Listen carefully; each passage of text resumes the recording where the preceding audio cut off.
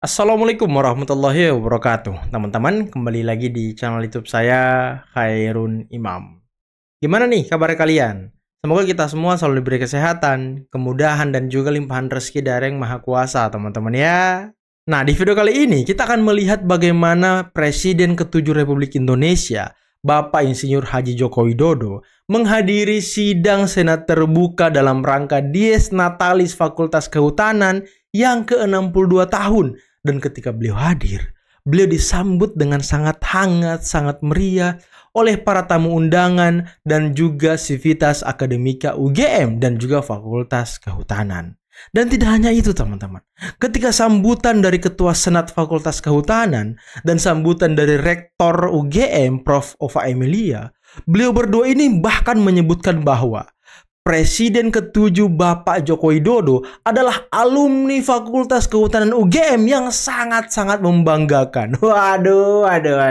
Di tengah isu ijazah palsu Pak Joko yang terus digembar-gemborkan oleh Roy Suryo CS, UGM malah menyatakan bahwa Pak Jokowi adalah alumni kebanggaan. Waduh. Ini bikin Roy Suryo, Rismon, Tiva makin kejang-kejang teman-teman. Sepertinya ya nasib mereka semakin di ujung tanduk gitu ya kan. Nah, selain itu, saya juga punya video di mana Rismon mengancam Kementerian Pendidikan Dasar Menengah untuk menurunkan masa aksi demonstrasi besar-besaran. Karena apa? Karena Rismon diprank oleh wakil menteri. Kasihan banget orang ini ya. Aduh, setiap jalan yang dia lalui, setiap proses-proses yang dia lalui, selalu saja jalan buntu. Selalu saja tidak mendapatkan respon yang baik. Ya karena memang niat mereka hanya untuk bikin gaduh teman-teman. Oke, sebelum kita mulai videonya, jangan lupa like, subscribe, dan share. Dan tanpa perlu berlama-lama lagi, mari kita mulai videonya berikut ini. Inilah momen detik-detik Presiden ke-7 Bapak Joko Widodo hadir dalam rapat Senat terbuka peringatan Dies Natalis Fakultas Kehutanan UGM yang ke-62 tahun teman-teman. Waduh. Kira-kira apa yang ada di kepala Roy Suryo CS ketika melihat video ini ya? Apakah semakin stres, semakin panik? Tapi yang saya yakini ya, mereka akan mengatakan, hadir di sidang Senat terbuka kan tidak menandakan bahwa dia benar-benar alumni UGM. Bisa saja undangan biasa aja. Waduh, paling ngelesnya begitu sih Roy Suryo CS ini teman-teman. Udah ketebak gitu ya kan. Salam sejahtera untuk kita semua. Yang kami hormati Presiden ke-7 Republik Indonesia Bapak Insinyur Joko Widodo, alumni yang membanggakan. Alumni yang membanggakan. Menteri Kehutanan Republik Indonesia Bapak Raja Juli Antoni PhD. Dengar nggak kalian tadi? Alumni yang membanggakan. Wakil Menteri Kehutanan Republik Indonesia Bapak Rahmat Marzuki SW. Kalau Roy Suryo alumni yang bikin Rektor Universitas ya? Gadjah Mada. Anggota Komisi 4 DPR RI Insinyur KRT Darori Wonodipuro MM Ipu. Ibu Rektor. Yang terhormat Presiden ke-7 Republik Indonesia Bapak Joko Widodo, alumni Fakultas Kehutanan tahun 1980, kebanggaan Fakultas Kehutanan. Alumni kebanggaan Fakultas Kehutanan UGM, teman-teman. Bapak Menteri Kehutanan Republik Indonesia, beserta seluruh jajarannya, para anggota DPR Republik Indonesia, para bupati yang hadir di sini. Sudah waktunya kah kita mengatakan penjarakan Roy Suryo CS, penjarakan Roy Suryo CS. Waduh. Bapak Bupati Blora, Wakil Bupati Sleman, dan juga Wakil Bupati Gunung Kidul. Kira-kira apa tanggapan Bapak ini melihat lamanya proses naik dari penyidikan ke tersangka ini? Apa ada hal-hal yang tidak beres atau seperti yang kasus ijazah palsu ini, Pak? Kalau ini sih karena kemarin ya gara-gara ada peristiwa 28 Agustus kemarin kan 1 bulan. Itu otomatis semua tenaga terkuras ke sana semua. Yang tadinya penyidikan itu sudah hampir selesai, waktu itu kemudian tertunda. Tapi saya sudah tanyakan para penyidik, katanya sudah hampir selesai. Dan mudah-mudahan dalam tempo dekat ini akan langsung dilanjut penyidikan itu. Untuk penentuan tersangka dan kemudian ini. Kalau memang memenuhi persyaratan, bukti yang cukup ya pasti jadi tersangka. Berarti tidak ada unsur kecurigaan lain Bapak, seperti mungkin kepolisian ini sedang ada di backing oleh pihak Roy Suryo dan sebagainya. Saya sudah tanyakan penyidik apakah ada perintah-perintah lain, nggak ada kan, nggak ada. Kita tangani secara teknis. Masih menjalankan prinsip netralitas. Baik.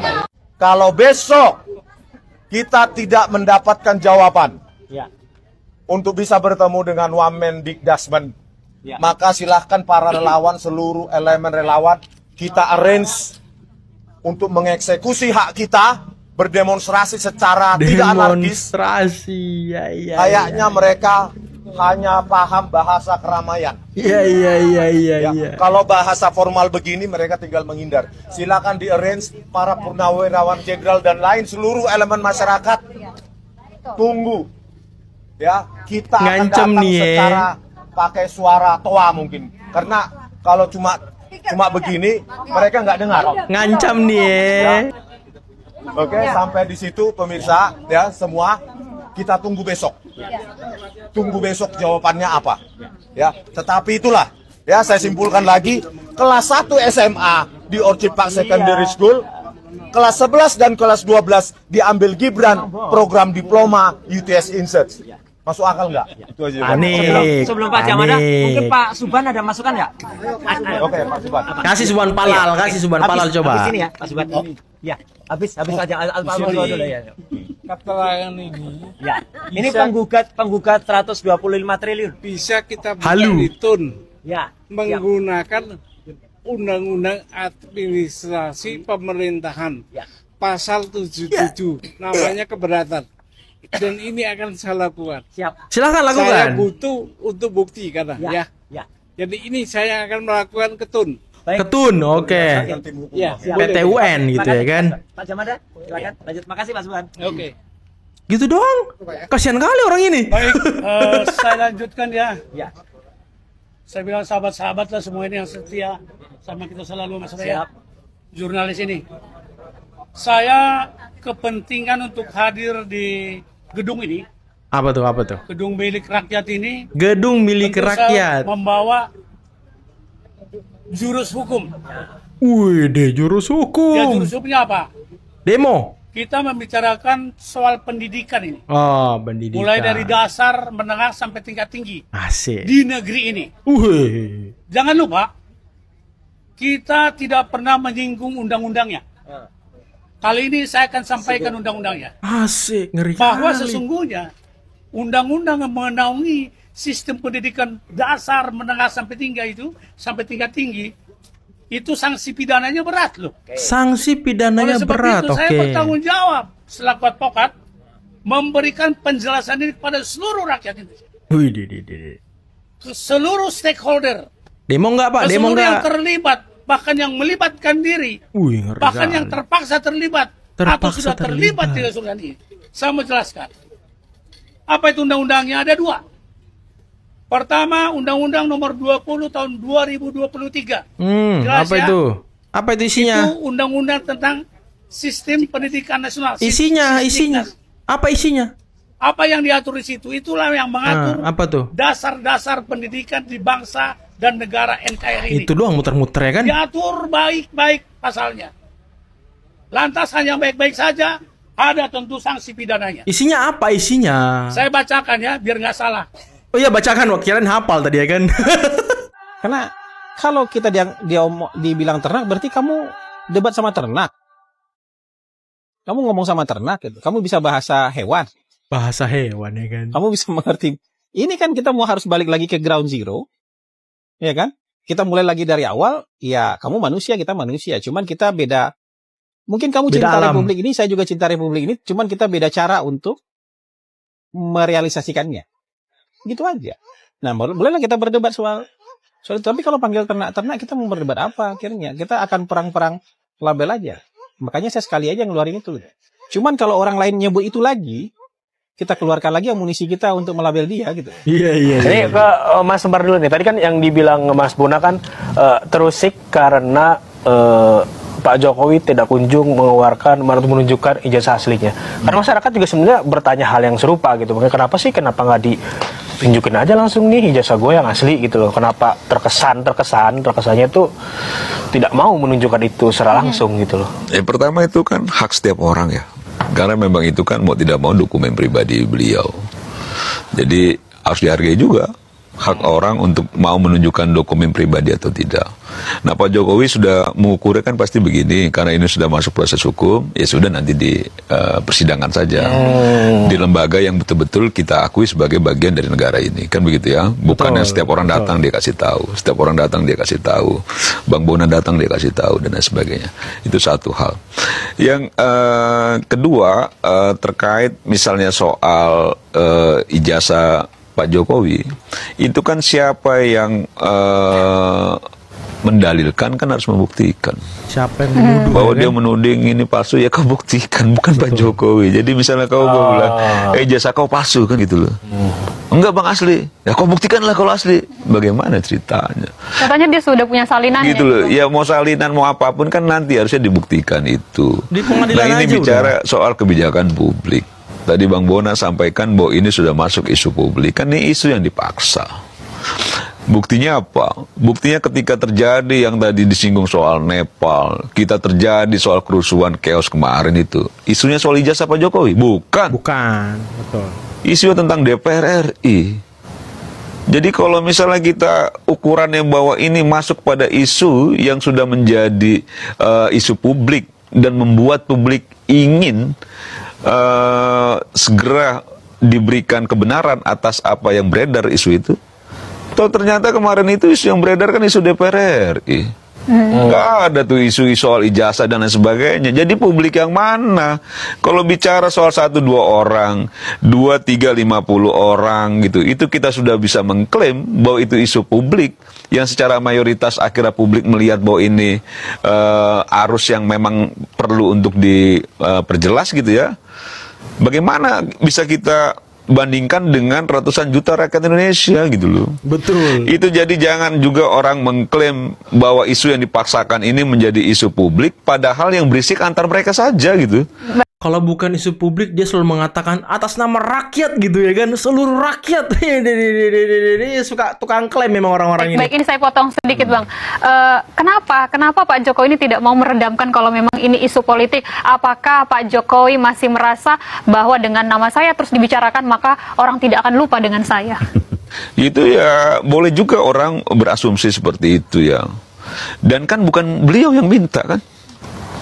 Kan kebisingan ini bukan Pak Jokowi yang minta, bukan Pak Jokowi yang menciptakan, tapi ini dilakukan oleh orang lain terhadap dirinya, kondisinya tercipta. Kalau ada dampak yang tadi dimaksud, misalnya Pak Jokowi namanya disebut, kan bukan salah Pak Jokowi juga, kan gitu loh. Kan kalau misalnya dianggap bahwa akhirnya Pak Jokowi bisa menikmati tiap hari namanya masih disebut, walaupun misalnya sudah tidak menjadi presiden gitu ya, itu kan hal lain ya. Dan tidak juga bisa kita tuding disalahin juga Pak Jokowi. Pak Jokowi, karena kau menikmati kan gitu ya, akhirnya kau bikin ini berlarut-larut, kan nggak begitu juga. Kan gitu loh. Kalau misalnya memang ini nggak mau berlarut, stop. Roy Suryo dan kawan-kawan tarung di pengadilan, cukup. Betul, kan? Tarung di pengadilan. Berhenti juga itu nama. Gitu loh, stop, persiapkan mental dan lain sebagainya, tarung di pengadilan. Nggak usah masih kemana-mana teriak-teriak. Dan saya lihat memang kan udah mulai panik, mulai pucat gitu. Mulai panik, saya mulai pucat. berkali-kali ketemu dengan Roy Suryo gitu, masih agak sehat, tapi akhir-akhir ini saya lihat cuma bisanya ketawa. Cuman katanya cuma bisanya ketawa ya kan. Cuma bisanya ketawa ya kan. Tapi emang teman-teman, kalau kita lihat akhir-akhir ini ekspresi wajah dari Roy Suryo ini ada perbedaan gitu. Sepertinya dia semakin tidak yakin dengan penelitiannya. Sepertinya dia sedang gundah gulana. Apakah saya harus mengakui sekarang bahwa ijazah Pak Jokowi memang asli gitu ya kan? Ataukah saya harus mengakui bahwa memang penelitian saya ini tidak masuk akal, tidak berdasar. Tapi gimana nasib pendukungku, ya kan? Gimana nasib buku yang sudah dibuat, yang sudah laku 5.000 eksemplar katanya. Jadi orang-orang ini semakin ini teman-teman, semakin overacting, semakin menunjukkan ketidakjelasannya gitu. Kalau kata bendahara umum ke TPUA, ya kan, mereka ini tidak punya kapasitas teman-teman. Tidak punya kapasitas. Apalagi kalau kita lihat ya, mereka sudah kemana-mana nih, sudah ke kuburan, sudah ke kantor Kementerian Pendidikan Dasar Menengah, mengusik-usik ijazah Mas Wapres Gibran, meminta salinan fotokopi ijazah Pak Jokowi di setiap KPU, ya kan, di mana beliau mendaftar sebagai calon wali kota, calon gubernur, calon presiden. Tapi ya faktanya apa teman-teman? Yang mereka dapatkan justru menguatkan bukan dugaan lagi, menguatkan bahwa ijazah Pak Jokowi memang asli gitu. Ditambah ya, kalian mungkin masih ingat tuduhan Bitor bahwa ijazah Pak Jokowi dibuat di Pasar Pramuka ketika beliau mau mencalonkan sebagai gubernur DKI Jakarta. Ya, terus Bitor menuduh ketika Pak Jokowi maju wali kota, beliau tidak menggunakan gelar insinyur. Tapi faktanya ketika kemarin di KPU Solo, 2 berkas tahun 2000 berapa ya Pak Jokowi maju di Solo ya? 2005, 2006, 2005 ya. Dan 2010 kalau nggak salah. 2 tahun, 2 kali beliau maju sebagai wali kota. Itu menggunakan ijazah salinan UGM teman-teman. Jadi tuduhan Bitor ini tidak berdasar sama sekali. Makanya dengan hal itu, ya laporan dari Prof. Paiman di Polda Metro bersama dengan Farhad Abbas sepertinya juga akan bergulir dengan cepat karena ya ini sudah terbantahkan tuduhan Bitor. Fitnah Bitor sudah terbantahkan teman-teman. Berarti Prof. Paiman sama sekali tidak membuat ijazah Pak Jokowi di Pasar Pramuka, ataupun ijazah Pak Jokowi tidak dibuat di Pasar Pramuka. Itu asli real terbitan dari UGM Fakultas Kehutanan. Dan sepertinya ya inilah yang membuat gerombolan pembenci ini semakin stres, semakin panik, semakin gak tahu lagi harus berbuat apa gitu, ya kan. Makanya ya jalan satu-satunya mungkin untuk menghambat naiknya status tersangka ya seperti yang dikatakan Rismon tadi, kita aksi demonstrasi, kita turun ya. Tapi tidak anarkis katanya. Waduh. Apakah demonya seperti kemarin di KPK? Ya, kita lihat saja teman-teman. Katanya sih dia bilang minggu depan gitu ya kan. Minggu depan kita tunggu. Apakah mereka benar-benar demo? Apakah mereka benar-benar turun ke jalan? Aduh, emang sangat-sangat getol mereka ya untuk menjatuhkan harkat martabat Mas Wapres Gibran. Sangat-sangat getol mereka untuk melengsarkan Mas Wapres Gibran. Mungkin dengan harapan ya ketika Gibran dilengsarkan, Pak Jokowi pun akan menghindar dari Prabowo. Dan disitulah beliau-beliau ini yang terhormat ini, gerombolan-gerombolan keledai dungu ini, baru masuk ke lingkaran Pak Prabowo. Kalaupun Pak Prabowo mau menerima gitu ya kan. Aduh, kasihan kali orang-orang ini. Udahlah teman-teman, mungkin cukup sekian dulu video kali ini. Dan di akhir video saya ingin mengucapkan selamat ulang tahun untuk Bapak Presiden Prabowo Subianto. Lagi-lagi saya ucapkan selamat ulang tahun. Semoga Pak Prabowo selalu sehat. Semoga seluruh cita-cita mulia buat bangsa ini segera terwujud. Dan program-program prioritas Pak Prabowo itu semuanya berjalan dengan lancar dan baik tanpa eksiden apapun. Ya, utamanya MBG Pak ya. Semoga kedepannya semakin baik dan zero eksiden. Akhir kata, billahi taufiq wal hidayah. Wassalamualaikum warahmatullahi wabarakatuh. Bye-bye.